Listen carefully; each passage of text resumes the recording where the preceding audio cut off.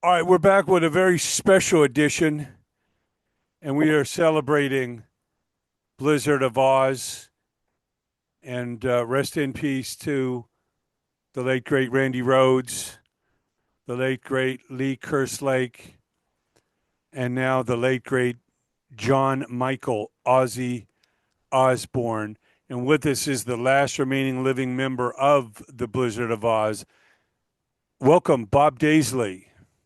Yes, thank you. And it is a very sad time. It's I have lots of fond memories, and they all come flooding back at a time like this. It's we created a lot of good stuff together that reached a lot of people and affected a lot of lives in a positive way. So that's what I focus on, and that's what is the most important of my memories, the good times, the fun, the creativity. It was all Ozzy and I were mates to begin with. It was lovely, It was bless him. Well, just the power of the look in the picture that you posted on Facebook, and we'll bring up shortly, of you two busting out laughing just Yeah, shows you the joy that you had together. there was so much of that too. That wasn't like a one-off or a rare captured moment. That was quite common. It happened all the time. We laughed a lot. We both had a very a similar sense of humor, and it was a fun time. And we had fun doing what we were doing, creating the music, writing the music, performing and recording the music. And I think the fun element and the joy of what we were doing came out in the music, which is possibly one of the ingredients that people picked up on. That it's not always really obvious or blatantly obvious why people like something, but there's a lot of fun in that music. And it's yeah, I'll admit, it got to me yesterday. I shed tears. Well, it's an end of an era. Like I say, you look at the Blizzard of Oz, you miss your mate Randy. Randy has touched the world in so many ways with his guitar innovation. There's so many Randy clones and people inspired by him. And, they finally got him in the Rock and Roll Hall of Fame. I mean, he really touched so many people and he's been gone for, 40 some years. And, Yep, your mate, yep. Lee Kerslake. Lee was also a very fun, jovial, ball of energy. We all had a great laugh together, all the four of us. It was one of those things that the whole is much greater than just the sum of the individual parts. It was together we did create a special energy and force, and it was not planned. I think it was destined and fated to happen. With any one of us being replaced, it wouldn't have been the same. A different guitarist. There are lots of great guitarists around, and we had some after Randy went. But I think with a different guitarist or a different drummer or a different voice or a different any of it wouldn't have been the same. So it was meant to happen, how it happened, as it happened, and with who it happened with, and that was the four of us. Well, it's kind of like the Beatles. You can never think of, not having Paul, John, George, and Ringo. If you took one of them out of the equation, it wouldn't have been the Beatles we Exactly. remember. And I know Yeah, yeah. Ozzy, you don't immediately think of Beatles music when you think of Ozzy, but his love for the Beatles is what got him wanting to be a singer and play music. He talks about it We, often. the four of us, all of us, we were all Beatles fans. We were in the middle of writing and rehearsing Diary of a Madman down at Monmouth when John Lennon was shot, and we couldn't do anything that day. We sat around the television watching the news come in and the details of what had happened, and we were in tears. because the Beatles had such an effect on all four of us from the early times. We were big Beatles fans for sure. Yeah, they had changed the world, and here comes the Blizzard of Oz album, and in its own way, changed the trajectory of hard rock. And like I say, guitarists. Now, this young Randall Rhoads from Burbank, California, who may have never been known to the world, if he remained in his club band, the Early Quiet Riot, but with Ozzy giving him free reign and you collaborating with him on this brilliant album. I mean, a day doesn't go by that you don't hear Crazy Train on classic rock radio at a sporting event and a commercial. It's just pervasive across our society. Yes, and when you think about the times and the music climate of those times when we put that album together and recorded it, it was really a precarious time because the thing that was in vogue, or the things that were in vogue at the time, were punk, disco, and what was termed new wave music. Yes. And so what we were doing would have been considered dinosaur or old hat or whatever, but we didn't go in thinking that how can we do something that's going to have commercial success? How can we get airplay? How can we get these records on the radio? We just went in and did what we loved and what we did best, and did that and just hope for the best. It was like, here's our music, like it. We hope you do, but if you don't, well, this is it. And that's what it was, and that's what we did. And Randy, being the uncut diamond that he was coming out of himself and beginning to shine in that environment because he needed to be in a heavy, hard rock band. And Quiet Riot were a good band. They're a good sort of pop rock, glam rock band, which wasn't really the environment to make Randy shine. But Lee had just come from Uriah Heep. I'd just come from Rainbow. Ozzy had just come from Sabbath, and that was the perfect environment to bring Randy into. And that's what really did make him shine. But I think we all sort of bounced off each other and brought out the best in each other in that situation, and that's another reason why those songs and that album and the stuff we did after that has got something special about it. So we're celebrating with Bob Daisley hours after the passing of your mate, John Michael Ozzy Osbourne, at the age of 76. And, you look at the picture and you can tell you guys are still that child within, that teenager that grew up in Britain that loved, Monty Python and, Benny Hill or just going down to the local candy store, the record shop, it's Yeah, we all had that. some great times. There were fun times. We laughed a lot. There was a lot of lightheartedness within the band. Within even at the serious times when we were working, there was always room for a good laugh. Always. Well, it's kind of tongue in cheek. You could be a serious band on stage and you have this production or this serious song, or, Ozzy ultimately had, midgets running around and stuff. But you can't take it too seriously because, behind the band, behind the music, people are just out to have a good time. So they're probably tailgating in the parking lot, drinking something, smoking something, laughing, Mm, cheering. It's like a sporting event. The great athletes are those that don't take themselves too seriously. They're playing the game like they fell in love with it as a child, sure, and it sure. comes out Yeah, in their yeah, yeah. performance. And people pick up on whether it's on a conscious level or subconscious level. people pick up on the fun you have that goes into the music, and we always had fun. It was always, I have many fond memories of many good times and laughs with Ozzy.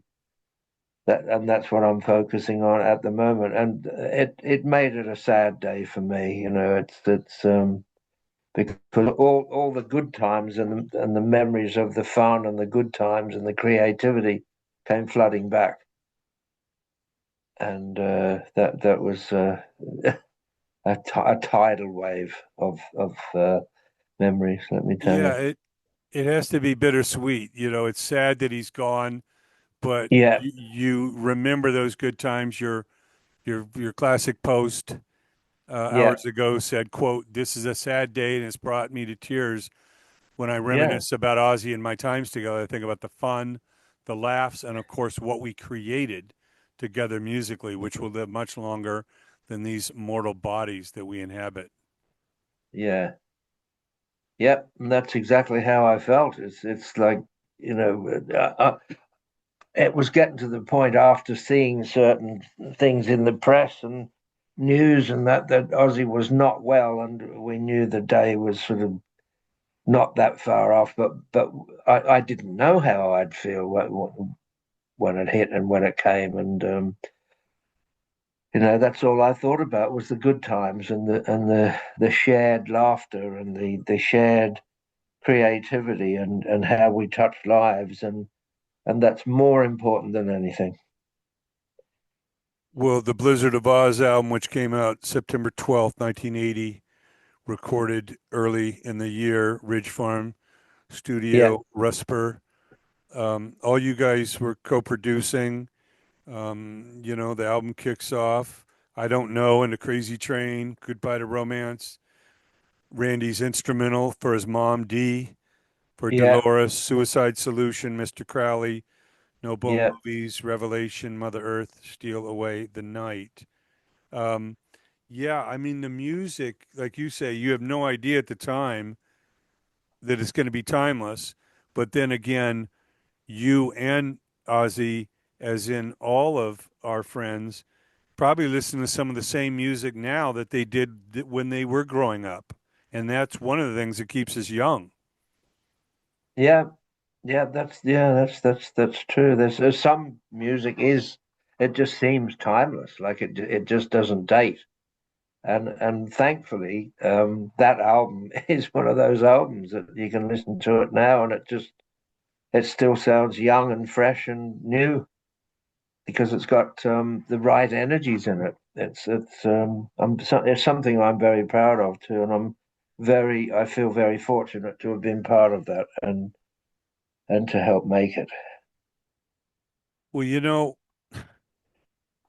enough can't be said about your collaboration on these records, Diary of Madman and Blizzard of Oz, with a young Randy Rhoads, because, like we say, he was really now, for the first time in his professional career, painting with a blank canvas. He could take these neoclassical ideas from his influence of classical guitar and bring them into a hard rock metal kind of setting.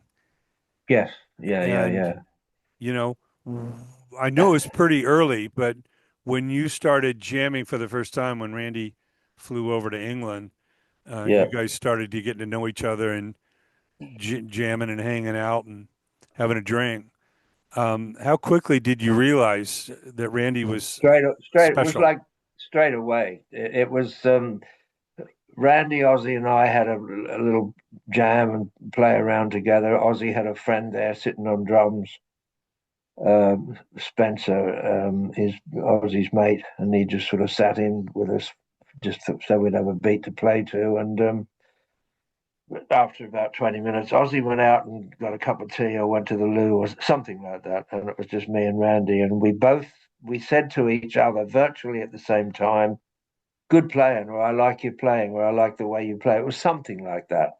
But we said it at the same time to each other. It was strange. It was weird. It was a sort of acknowledgement of yes, this is going to work. You know, I like your playing, you like my playing, and that's how it was. And off we went. You know, we knew it was going to work, so we immediately started auditioning drummers and putting songs together. And it was I don't know. It was a bit like being in the eye of the hurricane, you know, because we didn't know what was going to happen or what it was going to develop into. There was one point at Ridge Farm during mixing of that first album when we sat back and thought, "Hang on, there is something special going on here." You know, it was a bit like that. Um, so, and now it feels weird for me to be last man standing. That the other three have gone and I'm still here. That's sad in itself. I've lost my three mates.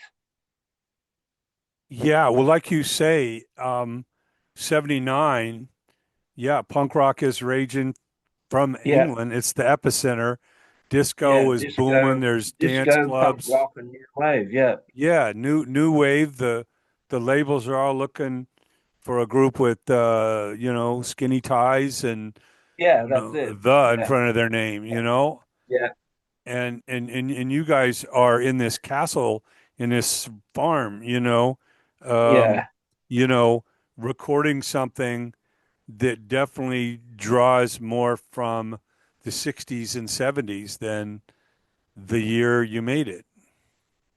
yeah, yeah. We all had our influences, and I suppose they were similar influences. You know, we all liked. We're all Beatles fans. We all loved blues. We all loved Zeppelin and Hendrix and Cream and similar tastes and influences. And we'd all come from bands that had really made their mark as well. You know, I'd come from Rainbow, Ozzy is from Sabbath, Lee was from Uriah Heep. Uriah Heep was a band that Randy was in awe of. You know, he one of his favorite albums was Demons and Wizards. So we all respected each other, and we understood each other as well. You know, so Well, that says a lot. yeah, Randy growing up in North Hollywood and Burbank, California, many thousands of miles from where you and Ozzy and Lee grew up. yeah, But the music had brought you together, yeah. and the music that you were making, changed your lives. It not It only did. impacted It did. millions of people around the world, but Yeah, now all of a sudden, when Blizzard came out and Diary came out, now all of a sudden everybody's status is elevated. yep, I mean, yes. many It's thought Ozzy was a has been at that point, fired from Black Sabbath, an well alcoholic that or that was drug how it addict. was. That was how it was looking, and people were even warning me, "Don't get involved with him. He's just got fired from Sabbath, and he's washed up, and stay away." But something in me told me I knew that I had to go ahead and I had to do it. I felt it was almost like beyond my choice. I had to do it, whether I liked it or not. That's how it felt. Well, there was something about Ozzy's performances that brought a whole new life to his creativity. Talk a little bit about as you famously, are writing the lyrics. You're in there jamming the music with Randy. Yeah. How would Ozzy hear what you're working on and kind of shape melodies to that? Well, we'd usually have the basic structure of the song, you know, whether it was a riff or chords put together, and what we would call maybe a middle eight or a solo section. We'd Randy and I would spend hours on just putting the basics together, and Ozzy would come in and sing over what we'd done. And his melodies were always very integral, very important, and very melodic. You know, you could hum or whistle his melodies, and that was. it was so important to have a good melody over what we'd done musically. It's and then I would take a tape of what he'd sung. He would just sing nonsense lyrics that's just words or noises or whatever. I would take a tape of that away and write lyrics to it, to his phrasing and to his melodies. So his hand in the writing was certainly important, and the melodies were such a strong part of the song.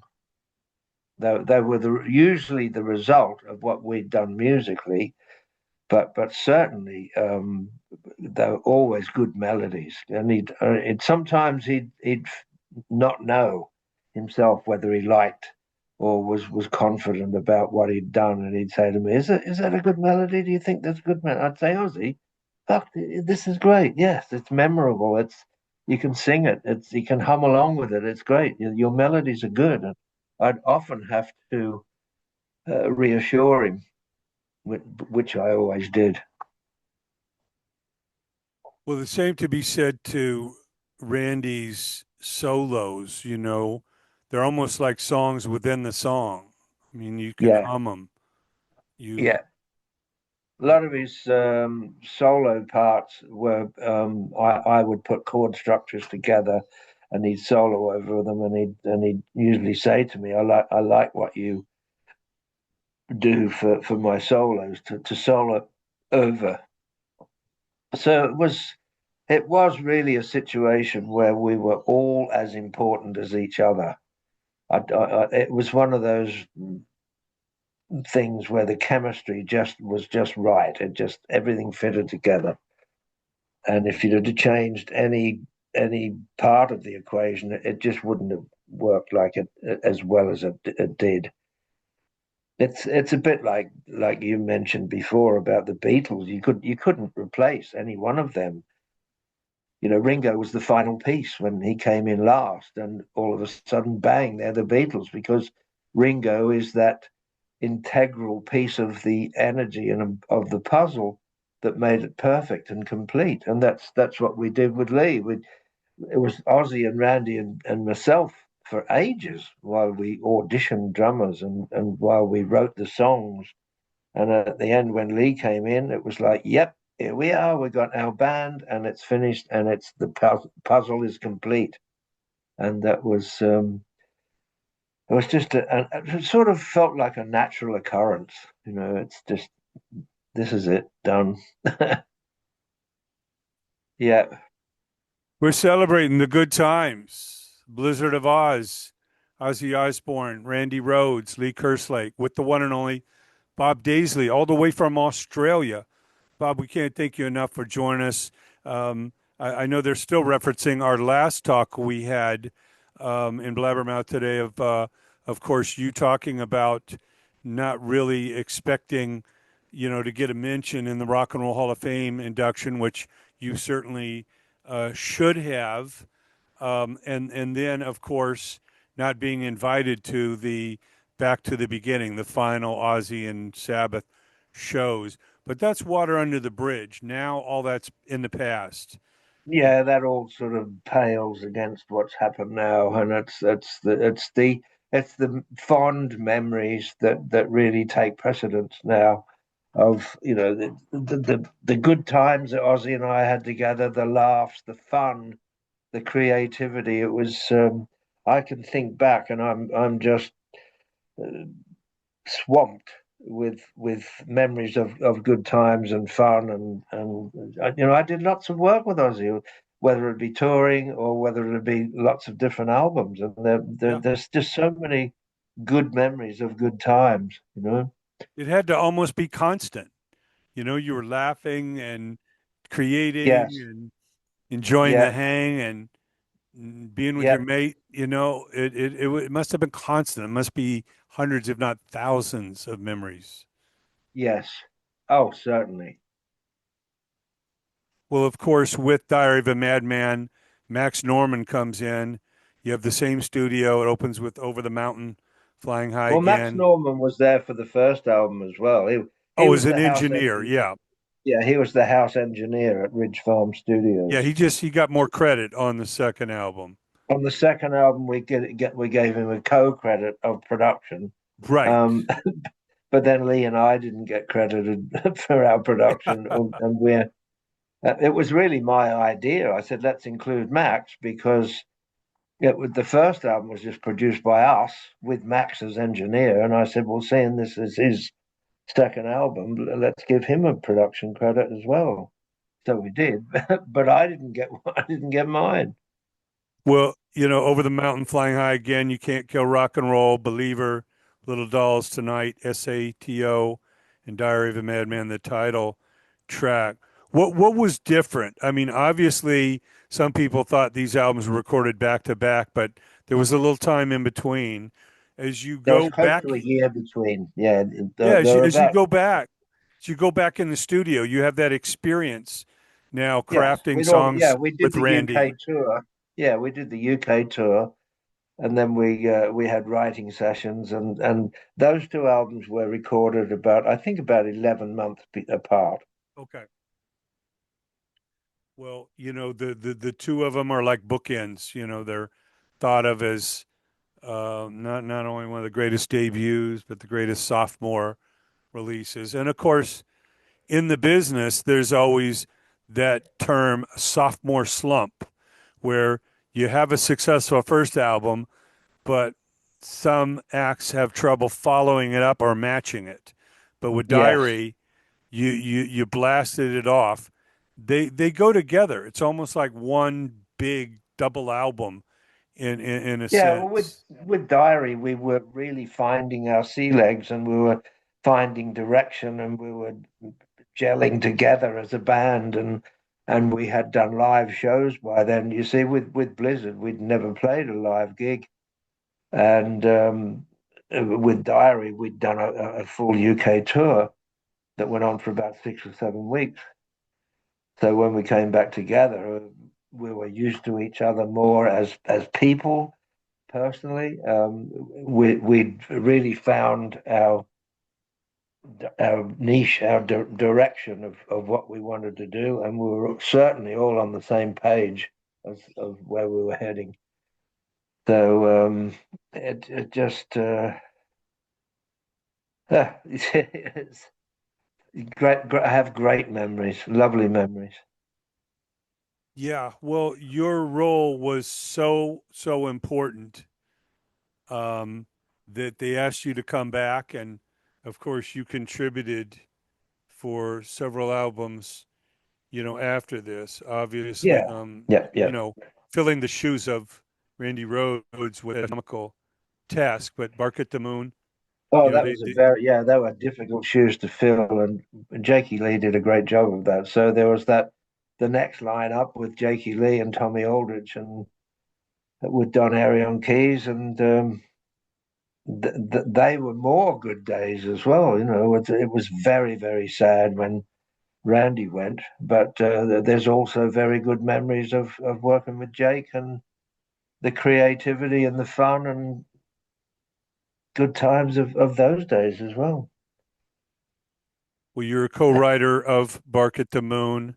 You Yeah. contributed to all the songs, your lyrics, your bass playing. Nobody can take that away from you.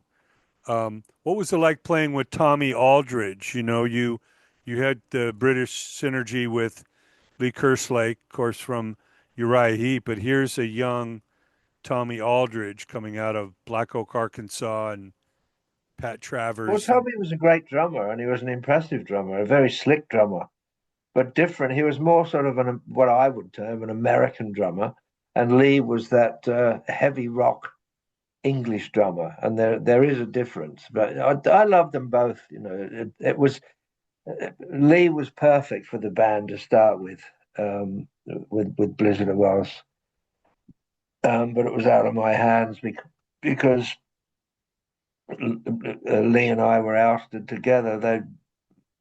I kept on being asked about getting rid of Lee, and I would never agree. And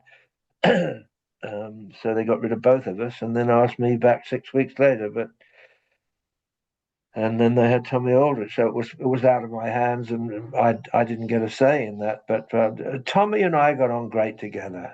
Personality wise, we had a lot of fun. He was a fun guy as well. We had a lot of laughs and fun with Tommy, a great guy, great drummer. Um, so another good lineup, really. Yeah, and Tommy's still doing it. He's highly respectful of you and Lee, and of course, when you and Lee are not mentioned on the back of Diary, when Mm. anyone asked Tommy, he's like, no, no, no, I didn't play on that album. That's Lee I know Kerslake. he's been honest and upfront, and he wouldn't accept the gold or platinum albums on while we're on the road and they were presented. Wow, that's I honorable. noticed. Very, very few Yes, people yeah, would do that. that's right. I think Rudy Sarzo gave his to his parents or something because it was my album. Yeah.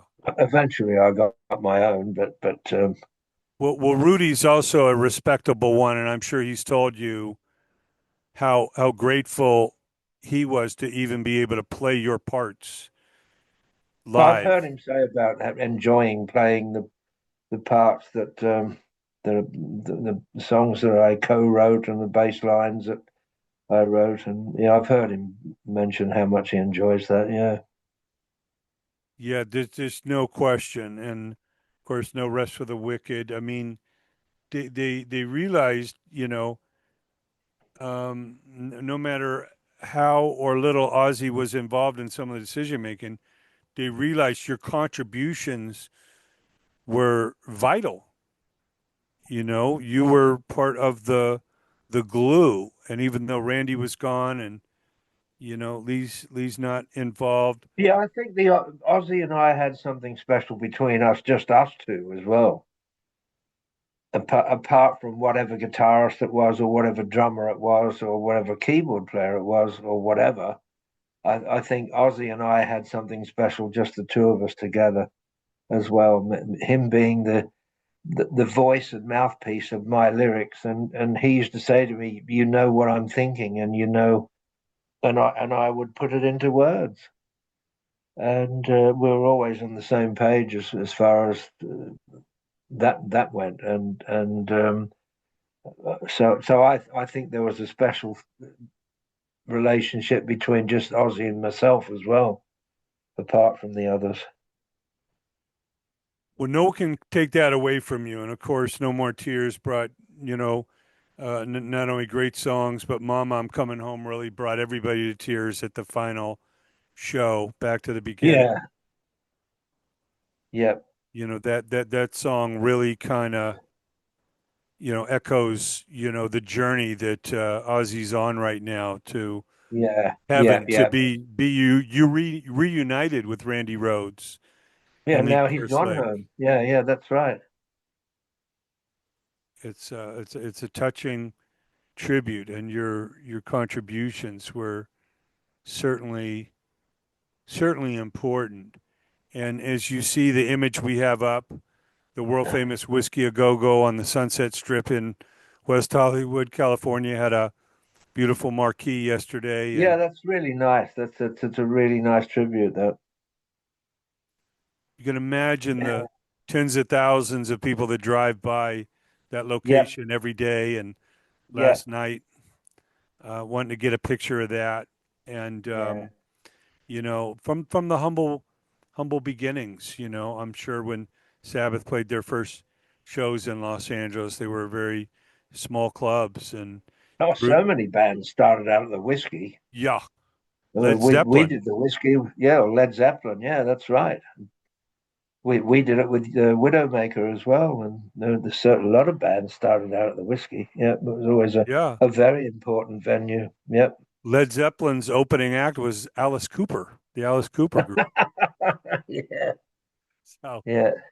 it's good to see the original Alice Cooper doing a reunion album. Dennis Dunaway and Neil Smith and Oh, okay. Michael Bruce. So Hmm. I think a lot of people, they look back at the '70s, especially. Of course, I was a teenager during the '70s.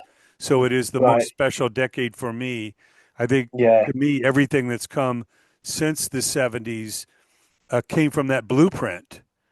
You know, when we talk about, Zeppelin and Deep Purple and, all the great acts that came out, spun off of the Beatles into the 70s, and Yeah. Paul and John and George solo and all of that. Yeah. What do you think it is, having lived through all those decades coming up in the late 50s and 60s yourself?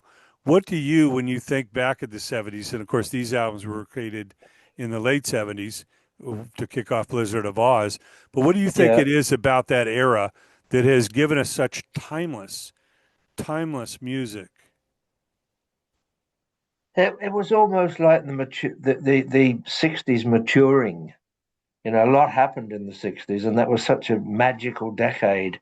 And we were spoilt for so much good music. And I think it sort of matured during the 70s, and people became more aware and more focused on what had happened in the 60s, and were more mindful of what was actually going on in the 70s, and it was just another sort of step forward or development of the same evolution. I think that's how I look at it anyway. Well, it was the beginning of freeform FM radio here in the States, where now all of a sudden, other than trying to get on top 40 radio, which few artists did of this, genre, now Yeah. you could be yourself, and the DJs could play whatever tracks they wanted. They weren't forced to just play a single. They could get Led Zeppelin 2 or 4 and go deep and play When the Levee Yeah. Breaks, or Yeah. you, you Yeah. know, Live and Yeah. Love and Made, or whatever struck them. They weren't forced by the label, you have to play this Mm. and nothing but. Yeah. And there was no MTV, so there was a lot of imagination, Yeah, you I was know? just thinking about MTV because that came in the 80s, and that was something new. And yeah, that's right. Mm. Yeah, we had to use our imagination, you'd drop the needle on a vinyl like Blizzard of Oz album, and you would sit there and just stare at the cover and read the credit, and Yes. do Yeah. whatever you did with your And friends. yeah, and I remember people used to gather, and it'd be like an event, and it was like a sense of occasion of wow, we've got a new vinyl album, and they'd pass it around and read the sleeve notes, and look at the picture and listen to the music, and it was all part of the event. Mm. It was very communal. It was like sitting around the table, Yeah, sitting on the couch with the coffee sense of table. occasion. Yeah, that's right. Yeah, and you wouldn't think of just listening to one song. Many times you'd listen to the album, flip over to side two, and then when side two finished, you flipped it back to side one and listened to it again. Yeah, yeah. If it was a good album or a favorite album or something, yeah, that's right. Yeah, I used to do that with Tubular Bells. I remember I got Tubular Bells before it had been a hit. It was Yeah, one of the first copies, and I thought there's something really special about this music, and I used to play it a lot. And it was yeah. Then one day I went to the movies and we saw The Exorcist. Exorcist. And I said, "Oh, there's my album." Mike Oldfield. I'll never Yeah. forget. I was around this same time listening to Freeform Radio, probably 13, 14 years old, going to the theater, and The Exorcist just scared the living shit out of Oh us, man, man. that was That groundbreaking that stuff. that, that That music yeah. played at the end. There was silence in the theater. Everybody walked out stunned. They were like, Yes, "What the yes, I hell is remember it well. Yep, yep. that?" I saw it. I saw it in like a mall type theater, So people are walking out into the mall like, "Wow, I'm going to have Yeah, nightmares I tonight." remember. I remember seeing people being filmed coming out of it, and it was on the news. That was in England, in London. It hit the headlines. It was on the news. This new movie, and some people were running out crying, and people throwing up, and people couldn't face it, and Yeah, that, that was a big deal, The Exorcist. Yeah, for sure. Wow. Well, like we say, these albums with Ozzy, some with Randy, some with Lee, some with yeah, of course Tommy Aldridge, some with Jakey Lee. Yeah, Um, they are timeless, and you can imagine people all over the world pouring out to play this music now that Ozzy has passed. yeah. You are the last remaining living member of the Blizzard of Oz. Um, what do you hope people get from these albums besides the enjoyment of the music? What do you hope people remember the most about this group and the players? Um, well, there are lots of special elements with each lineup. You know, it's not the Blizzard of Oz, the original Blizzard of Oz with Lee and Randy and me and Ozzy is what established the whole thing. And then it kind of after Randy was killed and after Lee was gone, and there were different drummers and there were different guitarists, and um, I would like to see people acknowledge or be aware or be mindful of what Ozzy and I did together, regardless of what guitarist it was or what drummer it was or what keyboard player it was or whatever. I think Ozzy and I had something special that was meant to happen, and Ozzy and I got on great immediately. As soon as we met and as soon as we talked about getting the project together, that was it. And that's I think that's an important element in all of it is what Ozzy and I did together. So it's a sad day for me, and I feel honoured and privileged to have been a part of something that became so special. Well, it truly is, and we can't understate the fact that when we talk about the Beatles, these records that were created in the early '60s are still as popular and respected and influential today as they were 60 some years ago. So Yes, we can only hope and imagine that your playing and your lyrics and Randy Rhoads playing and Lee Kerslake's amazing playing and then one John Michael Ozzy Osbourne, born December 3rd, 1948, passing yep. July 22nd, 2025. Mm. His contributions were like the Does cherry anybody? on top. What time did Ozzy die? I don't have the exact, But it was the twenty and I don't second. know. I don't know that they've announced that. Right. Obviously Okay. they're very private. Yeah, yeah, sure. There Yeah, was a I know state. that there was a something. There was an article about how the paramedics worked on him for 2 hours trying to revive him and keep him alive, but failed, and then he was gone. But I'm Well, sure Randy well, and Lee were there to meet him. well, no question to welcome him to the pearly Yeah, gates, and more yeah, importantly, he was surrounded by his family. yes, His wife, his yeah, yeah, children, his yeah, granddaughter yeah. And that's the was best there. way to leave and go is surrounded by love, and I'm sure he was. Well, he will certainly leave a hole. There's like we say an end of an era. We Oh, don't you can don't think there feel will it. You ever can be another feel it. Aussie. Yeah, There'll be I don't think it's characters. just. Yeah, it's not just a thing to think about. You can feel it.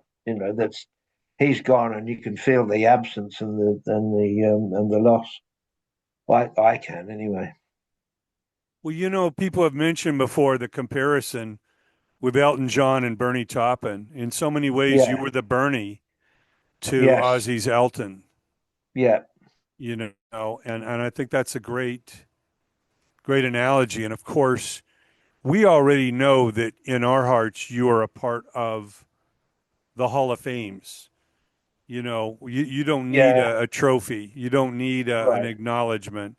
We Right. we in our hearts and soul, the serious music lovers and everyone here at Rock Forever, we already know you're in our Hall of Fame and you're in our hearts and souls. Right. So, I know like I say, some people make a big deal out of these ceremonies and getting invited to this and getting mentioned to that. I don't think it's in the overall scheme of things really as important as your friendship and your contributions. Of course, that takes precedence now. Everything pales against it. Everything falls by the wayside with the things that weren't perfect or the things that weren't enjoyable or whatever else. It's all the stuff that was enjoyable, that was creative, that was positive, that was fun, that's all I can think of now, and that's the best way to look at it. Well, our special guest has been the one and only Bob Daisley. He is the sole living member of the original Blizzard of Oz band. Rest in peace to Randy Rhoads. Rest in peace to Lee Kerslake. Rest in peace to Ozzy Osbourne. Yeah, So not too much peace, but have fun over there. it is a hell of a racket going on tonight in heaven. I'll put it that way. Yes, You got John Bonham up there. that's right. You You got got us a then old lot Bon of, Scott. You got oh yeah, my gosh. yeah, Yeah, yeah, Ian yeah. Lots McLaughlin, of them. Ronnie Lane. I mean, it is a big Yeah. pub up there. Oh, certainly. John Entwistle, Keith Yeah. Moon. Jack Bruce. Oh, it's a hell of a party. Yeah, yeah. Yeah, and until you All right, see, mate. Well, listen, I got another interview coming up any minute now, so well, I'll it's have a to get real cracking. pleasure as always, Bob. We look forward to staying in touch and, of course, wishing you the best. Okay, I appreciate it. It's been good, and thank you for your nice words and the tribute to Ozzy. So bless him, bless us. Yeah. Cheers.